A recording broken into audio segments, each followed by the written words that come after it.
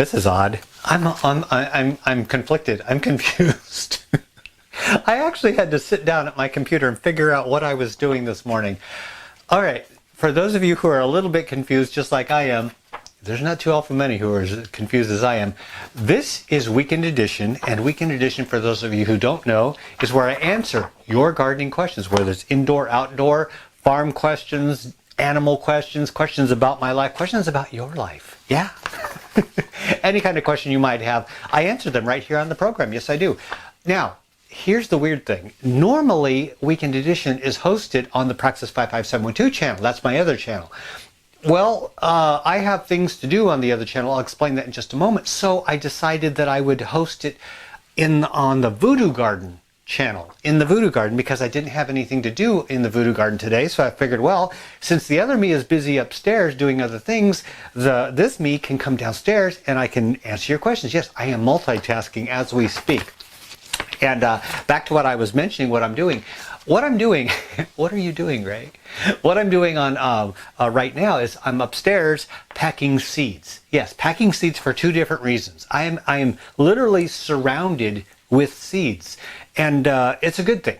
It's a good thing that I'm surrounded with seeds. I couldn't imagine a day that's better than that, except if I'm surrounded by plants. Well, I'm packing up seeds for the 2019. Gosh, you know, it's been over a decade that I've been doing this. Every year in January through January, from January 1st to January 30th, I give away free seeds to everybody on the planet who asks for the seeds.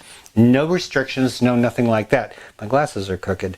And I do that throughout January. Now, I'm not giving out details now. I will give them out on the last day of December. Yes, New Year's Eve. I wait until New Year's Eve to give out these instructions on how you can get your free garden seeds. Now, I'm upstairs packing those little packets of seeds to give away to you and everybody else on the planet. I'm also busy upstairs packing up larger seed packets for a website that I just now opened up. I opened it up last week, and it's a crazy success, and that's why I'm so busy right now. I have a little teeny tiny fledgling website that just started, and it's going to grow. Just like every business I've ever had, it started out very small because I don't start out grand. I start out very small, and I let that little egg hatch, and it grows into something bigger if the customer wants it that way. What I'm doing is I opened up a little seed website. I sell garden seeds for 55 cents a packet. Yeah, it's crazy. You might wonder why 55 cents. Well, I wanted to make sure that I had my little niche in the garden community. There's endless people that sell them for 2 something, 3 something, 4 something, and some are even discount seed sellers. Nobody I know sells them for that kind of money and gives you that amount of seeds. Normally you would think, well, just a few seeds for that price. No, it's actually more than you get from any other company. And they're the same quality, same type of seeds, only I don't get the profit margin that the larger seed companies get. So I'm hoping my friends will enjoy this and enjoy the inexpensive seeds, grow more, tell their friends, and that's where it really works out. You tell your friends and it spreads by word of mouth. So as the business grows, I add more seeds. Well, I opened it up last week. I opened it up with like 20 different seeds. I ran out of a couple of them right off the bat because I didn't anticipate so many people would be ordering. So I reordered those seeds, and I had such a great turnout. I ordered about 5 to 10 more varieties of seeds to add to that. So like I promised, it will be growing. I'm mentioning this so that you'll know exactly what's going on. I'm filling up orders, getting them out daily. It's crazy how many orders are coming in, but I like that. I like being busy sending out seeds. It's a great thing. Now, I will have a link at the bottom of this program to give you an idea of what I'm selling. Just go down to the bottom of this program where it says show more. Click that, it'll expand it. There will be a link to the actual program that shows you the seeds that I have. It'll give you the link to the website, and it will give an explanation as to what the seeds are, how I grow them, why I grow them, and why I think that you would enjoy growing them. So if that interests you, go ahead and do that. But no, don't go. Don't go. After this program's over, don't worry, there are going to be plenty of seeds to go around.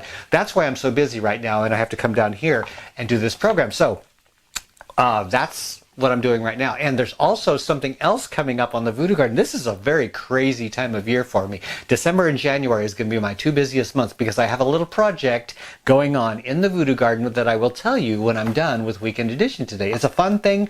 I just thought of it, and it's going to be something I've never, ever done in my life. So hold on for that. But for right now, we're going to get on with Weekend Edition because you have gardening questions. You want the answers. I have some answers. Hopefully they're the answers that you need.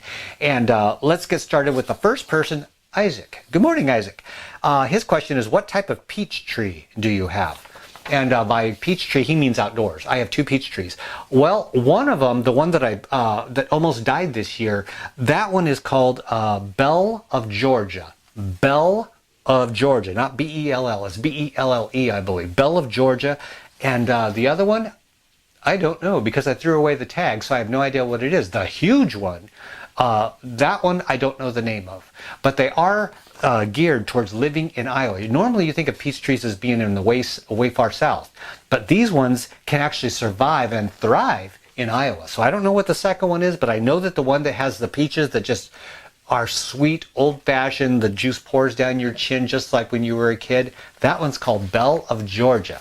And it came back from the dead this year. I'm very happy about that. Next one, Crystal. Look at me just going through these questions. There's a lot of them, so I don't want to spend a lot of time just yammering. I want to get on to your questions. Next one's from Crystal. Hey, Crystal. Hey, Ray. Hey, Crystal. I have a question for you. ... I have 2 very large oak trees, one in the front of my house and one in the back. The last 2 years, I've noticed spots and knots on the green leaves. Know that it is fall. Oh, now that it is fall. I'm sorry. Now that it is fall. Know that it is fall. Now that it is fall and all the leaves are falling, do you think it's okay to use the leaves as mulch or compost? I don't break down the leaves and then use them. I pile them around my plants to hold in moisture and keep the roots cool for the summer. I haven't noticed anything on my plants, but this year I layered the garden thick with leaves like you did. There is no issue with that whatsoever. Those spots and stuff, they may be a fungus, they may not be a fungus, they could be insect damage. There's a lot of different reasons why you might have spots on your leaves, so I really can't diagnose it. But what I can tell you is generally anything that's going on with the tree leaves is not going to transfer over to like your garden plants and other stuff like that, because as it breaks down, it turns into like a compost material. Insects, other types of microbes are going to take care of that. It doesn't normally spread. I know it sounds weird that you think, oh, it just spread, from the ground up. I've never had that issue. I've used leaves from all different types of trees in my yard. They've been in all different kinds of conditions. I've composted them. I've not composted them. I've used them all different kinds of ways in all my years of gardening. And trust me, it spans the eons. I've never had an issue. So I would just go ahead and use them.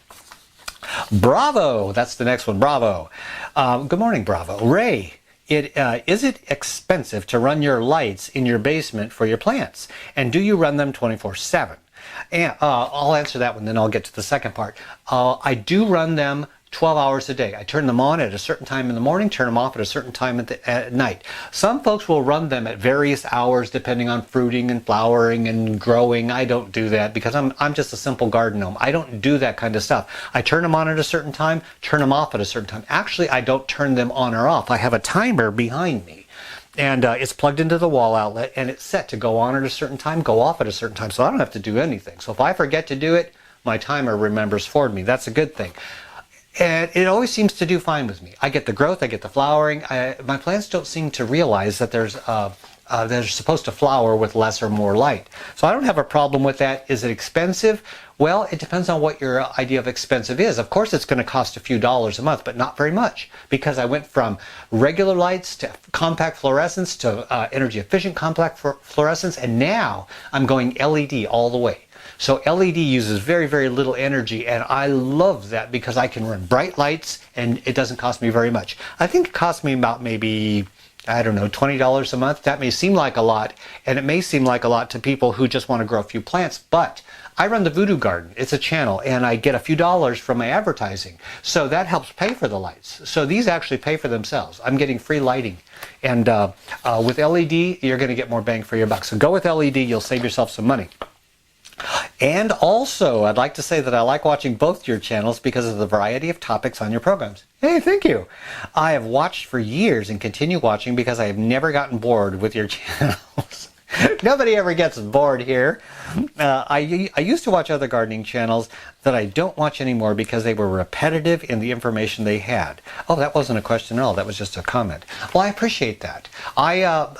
Some people will tune in for a while here and then they'll tune out because, they just get a little bit tired, but they come back. And that's fine with me. I'm not going to try and keep everybody here. That's just ridiculous. It's wishful thinking. And you know what? I do the same thing. I will tune into other programs. I'll watch them. Eventually I'll get bored with them. Like, my gosh, how many times can you tell that joke? So I'll just stop watching them. And then eventually I come back and it's new to me. So I just go, I oscillate between channels. So I don't mind if people come and go. I really don't.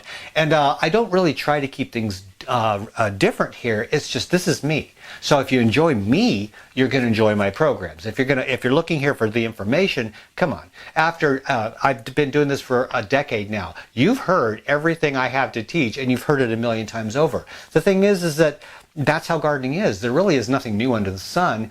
It's just that we enjoy it, and so we come back to it. It's kind of like going out to dinner with friends. You know, you've had hamburgers before, but you know what? You're with friends, so it's a good time. Anyway, that was confusing. Annie. Hey, Annie. That's my mom's name, Ann.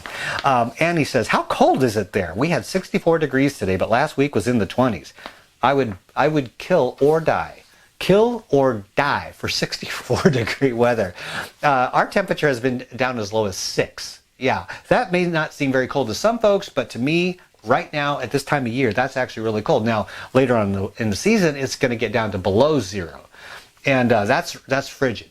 So it's a matter of perspective. You may think that your temperatures are cold. I think that mine are cold. There are other people who are going to disagree. Right now, it's in the 30s. We're having a heat wave in December. So I'm really enjoying that. It's melting some of the snow so that I can be lazy and not have to use a snowblower. Now, one person in the last program posted a comment. It was kind of funny, but it was kind of a dig. I was doing Weekend Edition on the Praxis 55712 channel indoors because I said it was cold. Now, I never said it was so cold that I couldn't stand it. I just said it was cold. I'd rather be in where it's warm and green and smells good. And he said something like, another Midwesterner who can't handle the cold.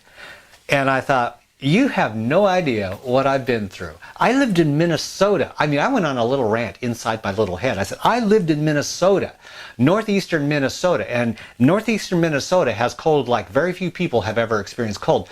Get this, Fahrenheit minus 50 degrees. Let that sink in and freeze your bones a little bit. Minus 50 degrees. It was so cold, the inside, how cold was it, Ray? Inside, when you grabbed the doorknob to go outside, you couldn't touch your doorknob. You had to use a rag because the cold transfers into your inner door handle. A chicken that got out of the coop and stayed out overnight, she just got out of the coop, her legs froze solid. She ended up passing away, but that's how cold it was. Her legs were froze solid. She was walking around, clacking around with frozen legs. And I took her inside and I tried to nurse her back to health, but she had frozen legs. They turned black and she got gangrene and she died. It was so cold that I had to keep my wood stove cranked up all the way, which is dangerous to do, just to fight off the cold outside.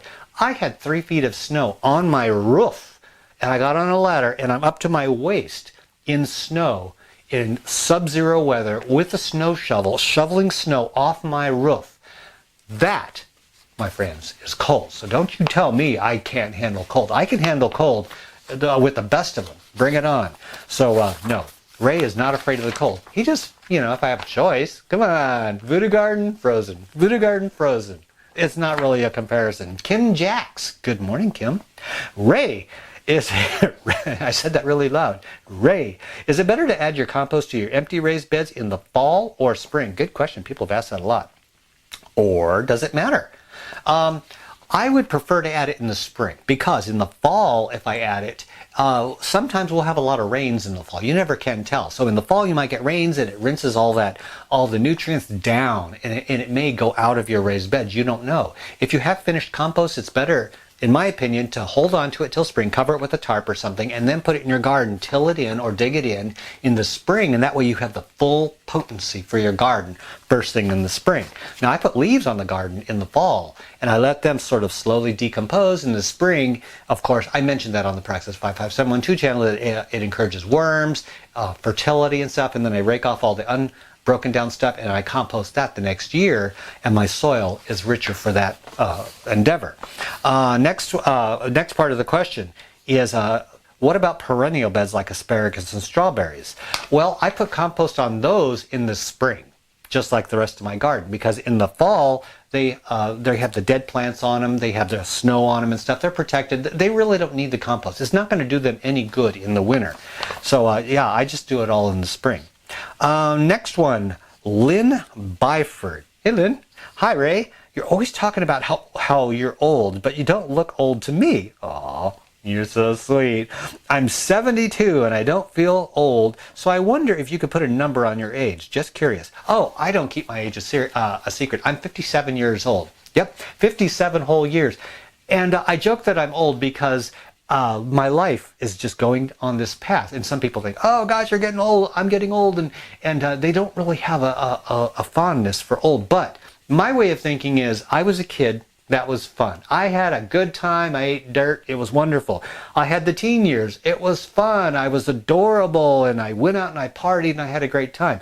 I had my young adult period where I experimented with business and I was getting mature and I was knowing things that I didn't know when I was younger. I enjoyed that period. I have my middle age that I am now, and I'm enjoying that period as well. I enjoy every period for what it is and what it has to offer me. I don't look back and go, ooh, I wish I were younger. I don't. I enjoyed it. It was great. But this is my path, and this is what my reality is. So I don't dislike where I am, and I don't look at my age as a negative. I think of it as a positive because I'm enjoying it. I'm enjoying middle age. I'm going to enjoy old age. You know, when I retire, I'm going to be going to Vegas. I'm going to be seeing shows and gambling. I'm going to go deep sea fishing in Florida. And Mike and I have it all planned out. We're going to go deep sea fishing in Florida. We're going to go to Disney World, Epcot Center. Yeah, just like when we were kids. But we'll be old. So people will just move out of our way. You know, we'll be old, cranky old men on the rides and stuff. But you know what? That's fun. No, I don't have a problem with my age, but I actually, I joke about it because I'm okay with it. You know, I'm an old man. I'm an old garden gnome. I feel good about that. So no, no shed tears for Ray as he gets old. I'm enjoying my life as the age goes on. And congratulations on 72. If I live to be 70, I'm happy. That's what I've always said in my life. If I can live to be 70, I've made it. Everything else is just icing and sprinkles on my cake. Next one, Sherry. Hey, Sherry. Ray, I have a poinsettia. Well, ooh, I have one too. She's not bragging. She just mentioned that. I just got this from Walmart, and I'll have a program coming up on how to deal with this cute little thing coming up after Christmas. Why do the leaves fall off? Too much water? Too little? To water, I've been setting the pot in a bowl of water and letting it wick up. The leaves are small, so I think more nitrogen would be good. Any help would be appreciated.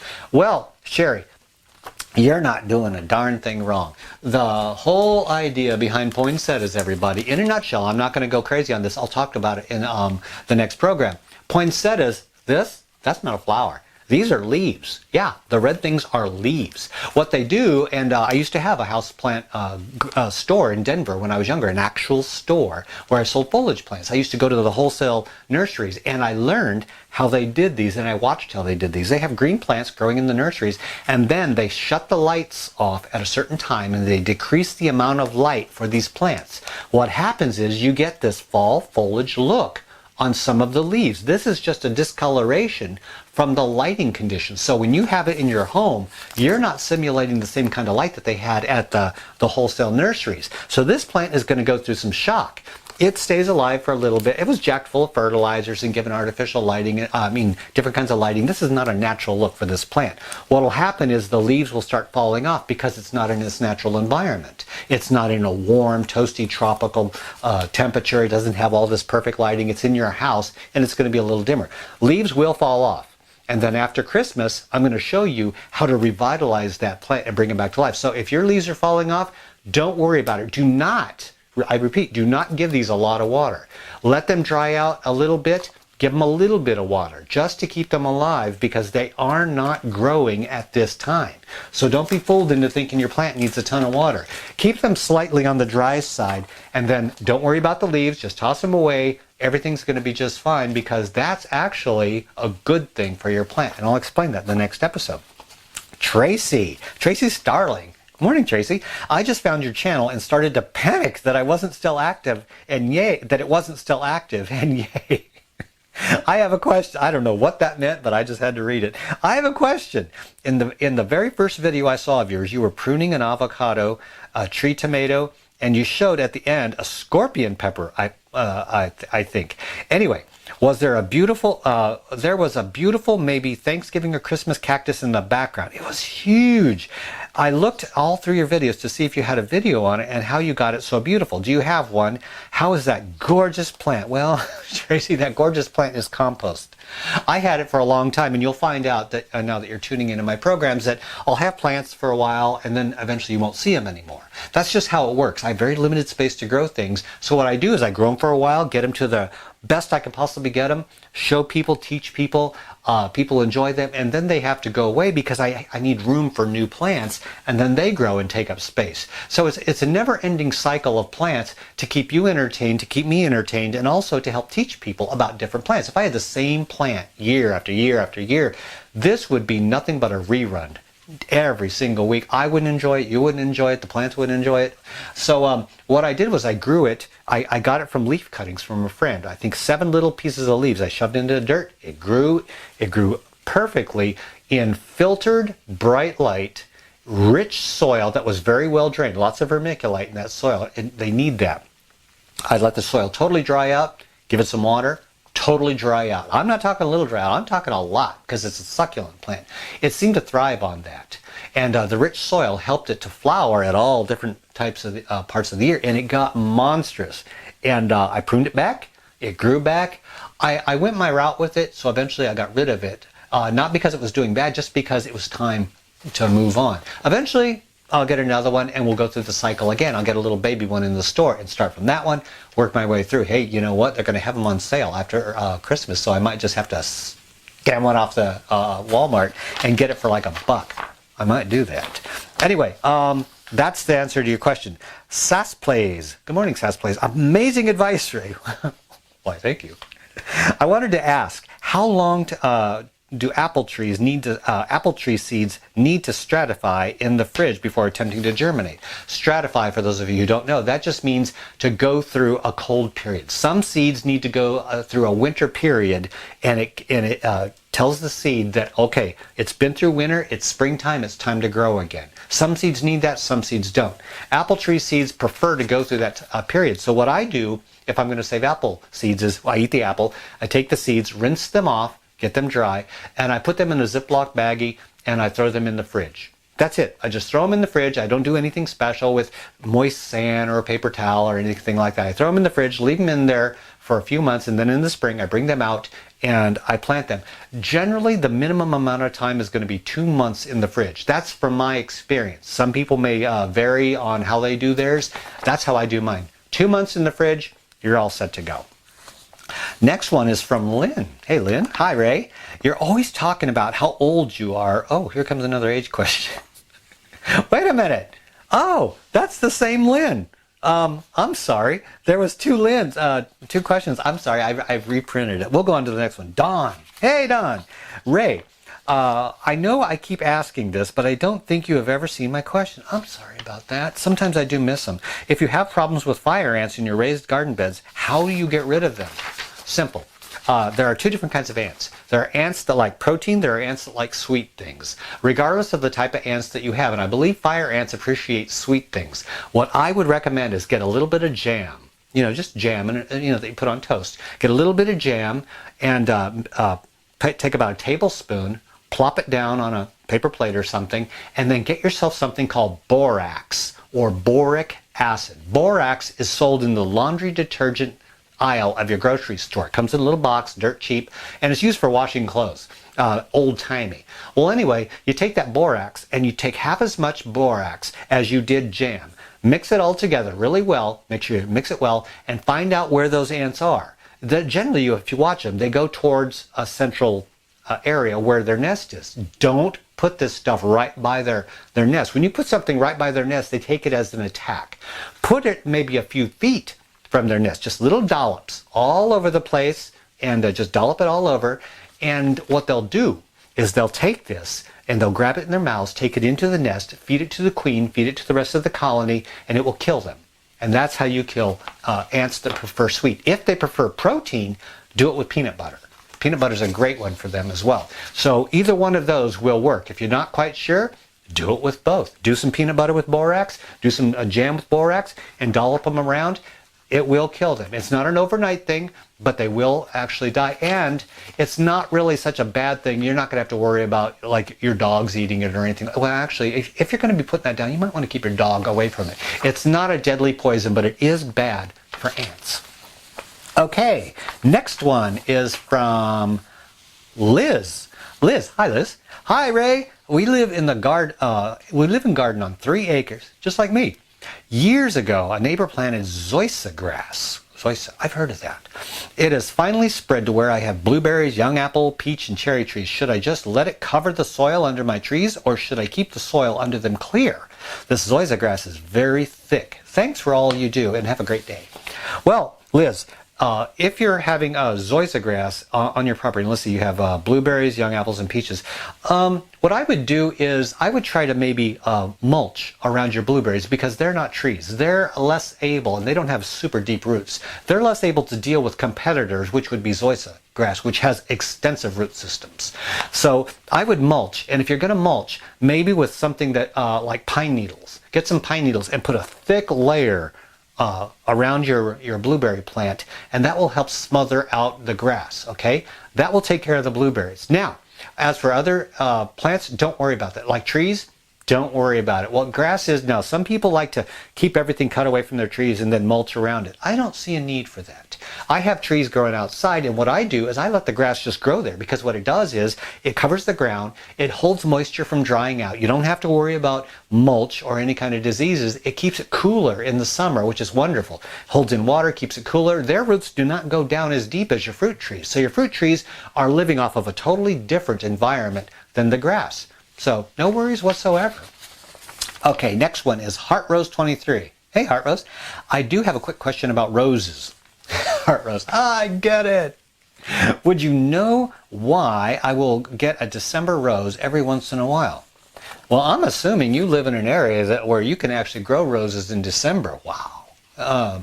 Congratulations to you. You can't do that here. I'm just assuming, well, roses generally, a lot of roses, I won't say all of them because somebody will just call me on that.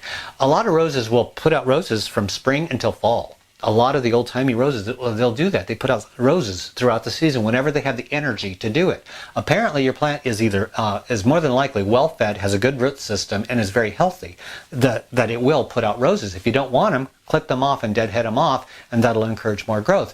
But as far as why they would put it out, that's my only answer, is that they have a good amount of energy stored up in their roots and stems, and they're just showing off. So it's not a bad thing. So if you want them, let them put out the roses. It's actually a good thing. Next one is from North of Hope. Morning. I have thought of using our home address because a P.O. box would be expensive, mostly because we would have to make extra trips to get the mail, and I'm a little leery of it. We don't live in the middle of nowhere. I wonder how many use their real address, and if they have any problems with, quote, fans. I'm assuming this question, it kind of confused me a little bit. I'm assuming this question has to do with, like, maybe you're going to start a YouTube channel, or you want to do something like that where you have to expose yourself to the public and make your address known somehow. Well, I went through that. When I first started this gardening channel, my Practice 55712 channel, I wondered if I should possibly get a post office box or my real channel. I thought, you know what? I'm not promoting myself to crazy people. I'm out here to make some friends, gardening friends, meet some real life people through my programs. So I'm not really afraid of crazy people. There are crazy people everywhere you go. You go to the grocery store, there's crazy people. You go to Walmart, there's crazy people. You go to work, your boss is probably a little bit crazy. Crazy people are going to be everywhere, but you can't hide from them. But you can take some precautions. If you really are afraid of somebody coming to your home, like if you have children and pets, or you don't want to deal with that, definitely use the post office box. I've never had really an issue. I did have some issues earlier on in my YouTube career. For instance, I had one person who was a fan, a very nice person, who came to visit with no announcement whatsoever. It was, I think, 9 o'clock, 8 o'clock at night. I heard somebody outside. I looked out my blinds, and there's somebody walking around my house. Yeah, this is when I lived in Windham, Minnesota. There's somebody walking around my house. I went to the door, opened the door. I said, "Excuse me, can I help you?" He said, "Hey, I'm a fan, and I was on my way down somewhere. I just thought I'd come by and say hi." thought, this is really odd. This is really odd. Well, I invited him and his wife in. We had coffee, we talked, we had a great time, and they thanked me for the experience, apologized for just dropping in, and all was well. You know, it was inconvenient, it was a little bit scary, but you know what? It turned out very well. Now, on the other hand, I've had crazies.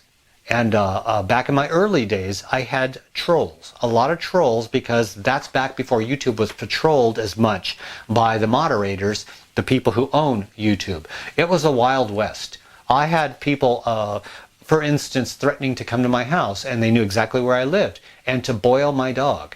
Yeah, it's disgusting, it's disturbing, it's sick. They would threaten to kill me, to boil my dog, to kill my chickens, to kill Mike, all kinds of horrible things, and it was a bit strange. So I kind of closed myself off, and at first I was dealing with these trolls head on, and there are a lot of times where I would go to videos and post nasty stuff on their videos because they were coming to my channel. There was this back and forth. It's a long time ago. But I got over that. I thought, you know what? I don't have to deal with this. I don't have to at all. So what I did was, this is what I did, and it was very simple. I just stopped dealing with them. I stopped dealing with them nicely, mean, or any type of dealing with them. If they come to my channel, what I do is, if they post a comment, I have filters on my channel. If you post a certain word or a certain phrase, it holds it to the side, and I can see it, and I can delete it, and I can remove them from ever doing that again, which is called blocking. And I'm very busy doing that. I'm one of the few channels that actually does this. I patrol it like a school teacher patrols the hallways. If you so much as scowl at one of my friends on my channel, you're removed, because we just don't allow that here. So I patrol it very hard, which makes the trolls less likely to want to be here because they can't get it in. They cannot get a bad word in edgewise. They cannot promote their hate, their filth, their nastiness here. I draw the line, I hold the line, and that's how it works out. So I'm not really a target anymore, as much as I used to be, because they know that they can't get to me. And also you develop thick skin. That you know that this is not personal. These people will hate on anybody. It has nothing to do with you. It has to do with them. And when I realized that, I learned to just relax, block them, make them go away. They don't want to come to my house, and trust me, if they ever did show up at my house, they'd be in for a bit of a shock, because I'm not a pushover. So no, I'm not afraid of that. And the thing is that these people are not going to expend the energy to come to your house. It just doesn't happen. Once in a blue moon, you'll read stories about that, but those are for the huge YouTube people or controversial people. I'm not controversial. I grow plants. I mean, who's going to hate somebody who grows plants enough to actually cause them any kind of harm? Nobody. So if I were you, my best advice would be to just use your gut. If it doesn't feel right, don't do it. If you want to, do it. I'm not going to tell you exactly what to do on that. All right. Next, Margaret. Hey, Margaret. Those indoor plants look incredible. Why, thank you.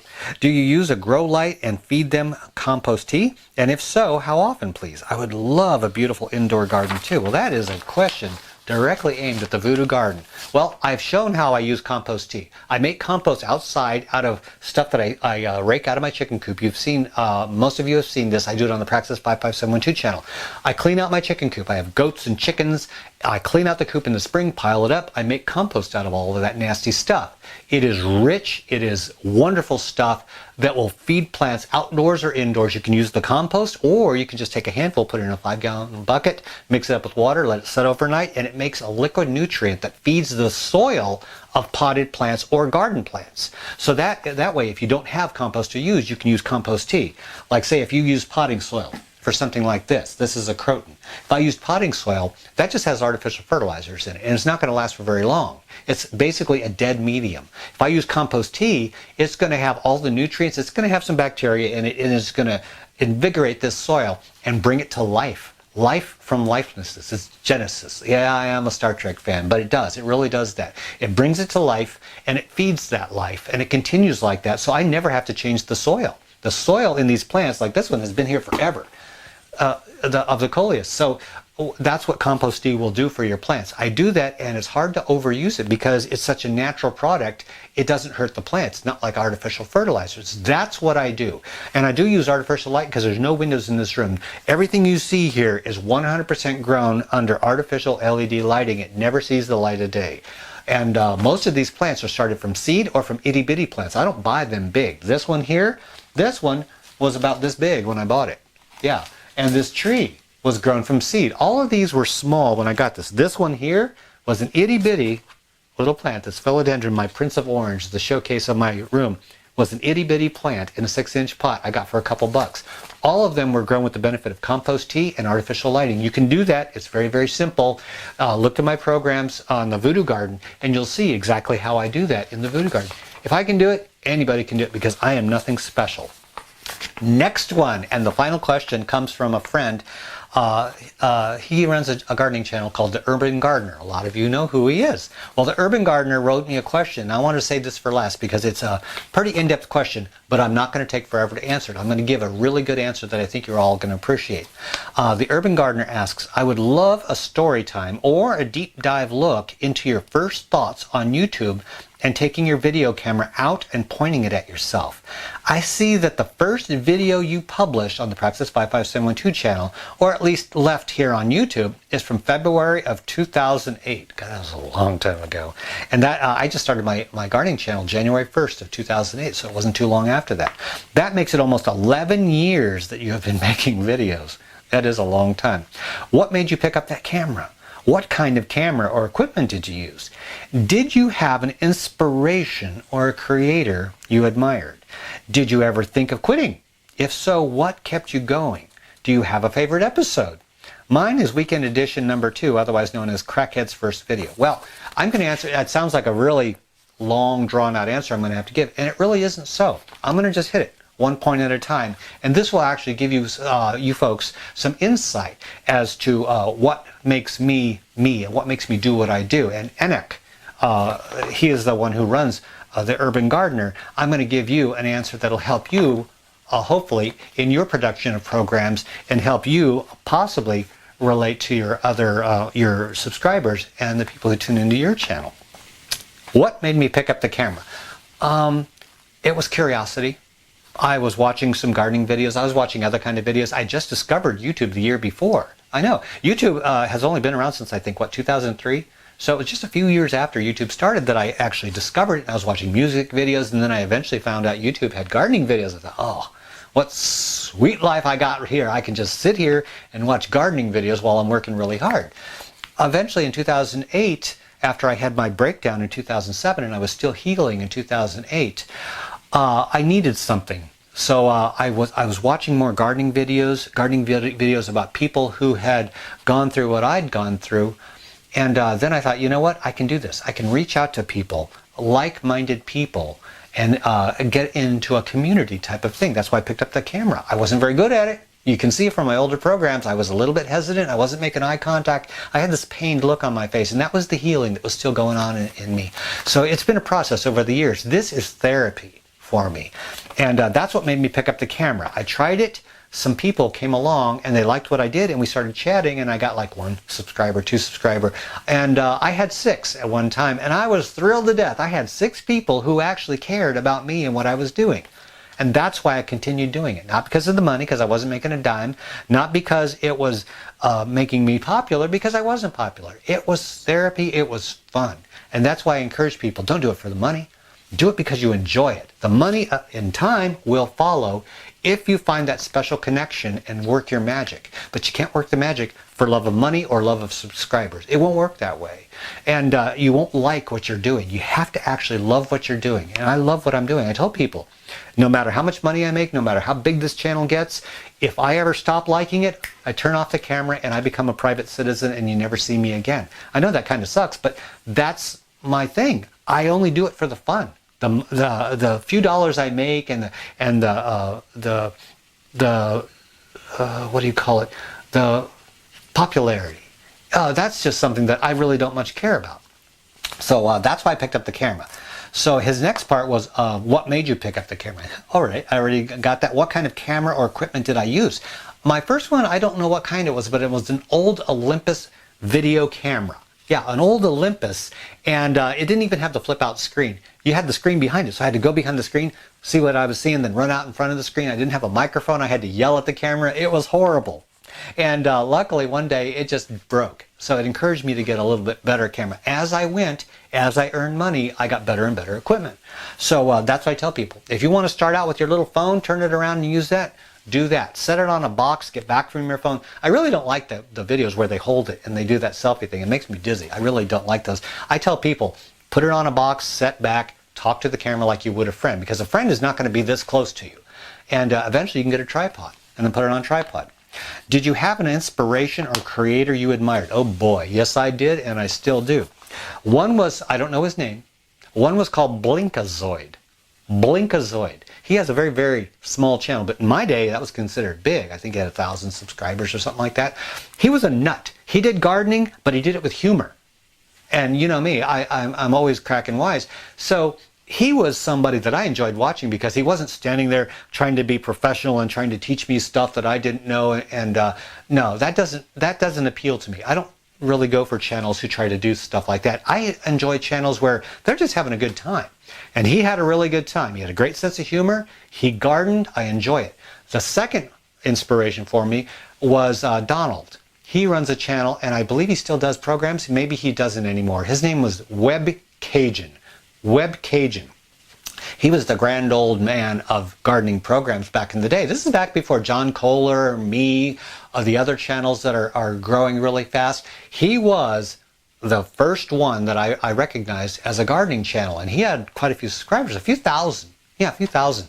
And old Donald, he looked like that Wilford Brimley, you know, that says, it's the right thing to do. He does commercials now. He does diabetes commercials. That's what he reminds me of. He didn't do organic gardening, and he wasn't ashamed of it. He did regular gardening. He used regular fertilizer. He did it in this horrible soil down south in Louisiana.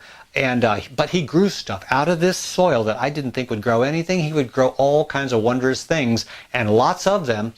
And his nature was to sit there and just talk to you like an old friend, like you would just be sipping some sweet tea and talking to somebody on a warm day. That's what my inspiration was with Donald, and also my affinity for Donald. I really enjoyed him. We would chat, we would talk. Him and Blinkazoid, I didn't try to copy them, but they were my inspiration, and my channel tends to be like a combination of the old man who you can talk to and the guy that has a really odd sense of humor. Those were my two inspirations, and I really do enjoy them. So, do you have a favorite episode? Wow. Well, the episode that really got me more than anything, I think it's Weekend Edition number 4. And that was one where I had my old camera. It wasn't in HD. It's kind of fuzzy. I had to yell at the camera. I was back on my 80 acres back in Minnesota. I had the turkeys, the peacocks, the peafowl, the guineas, the chickens, everything under the sun was growing on my farm. I was doing the Weekend Edition, which is what this is. And I've been doing that for a long, long time. I was sitting there underneath the tree. Ants were falling off the tree on me. So I'm getting hit with ants because ants are going up in this big old oak tree. Ants are falling all over me. I'm sitting on the ground. My turkeys followed me everywhere. I called them my backup singers because they would always follow me because they bonded with me because I hatched them. I was daddy. They would follow me. I think it was 4 males that would follow me everywhere I went. So I sat down, and they're just kind of hanging around while I'm trying to do Weekend Edition. Well, they decide that they want to jockey for position to see who can be closest to daddy. So one of them's pecking the other one's running around, the other one pecks this one. They're going around the tree, they're going all over the place, and they forget that I'm there. And they start going on me, and they're falling on me, and I'm trying to read, and I got this paper, and the turkeys are walking all over me, and I'm like, hey, I'm trying to work here. And the turkeys are just having a good old time. One of them starts breakdancing right next to me. And yeah, that one was totally unscripted. It was the funniest thing I'd ever done on video, I think. It was my all-time favorite video. And you know what? I'll post a link below here. If you want to see something funny, that is my program. That is my absolute favorite program. So other than that, I think I'm pretty much done with Weekend Edition. I hope you enjoyed it. If you have any questions on either the Voodoo Garden, outside, indoor gardening, whatever you have questions on, post it on this program, and I will put it on a future Weekend Edition. That normally goes on the Practice 55712 channel, so I'll take it over there, okay? But I'm just temporarily doing it here. And also, next time you come back here, I'm going to show you this little plant and how I take care of it after Christmas. And also, I wanted to show you, but you know what? I'm not going to do it. I'm going to be a butthead. There's something by your feet that I am tinkering with, and as soon as I get these seeds done, in 2 weeks, I'm going to come back here. I'm going to show you how I set it up, and I have no idea what I'm doing. I have no idea. So you and me are going to have a fun time tinkering with that little box down there, and it's going to be something new here in the Voodoo Garden, something I've never tried. You're going to have to tune in for it.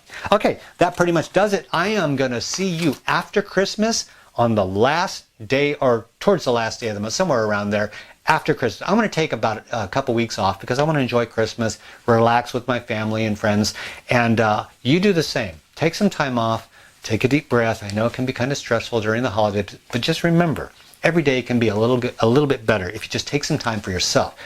Think of yourself, okay? When you're thinking of others, take some time and think of yourself because you're important as well. Okay, that pretty much wraps it up. I will see you in 2 weeks here, maybe 2 weeks, here on the Voodoo Garden channel. And also, don't forget, go back to the Practice 55712 channel, and I will see you after Christmas on that. I'm going to take a week break on that one. I will see you after that on the Practice 55712 channel. I'm done. Have a great day, everybody. Have a great holiday, too.